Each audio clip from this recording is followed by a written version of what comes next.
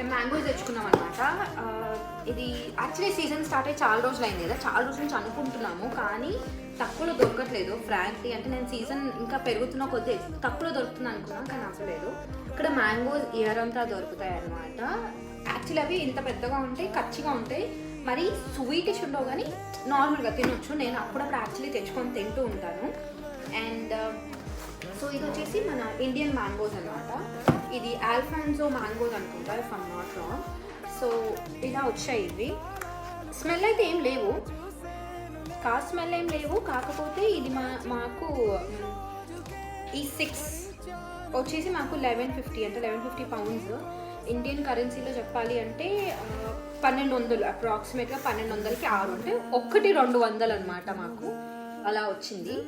So దీన్ని మేము mango juice with puri తినబోతున్నాము. మీలో ఎంతమందికి ఈ కాంబినేషన్ తెలుసు?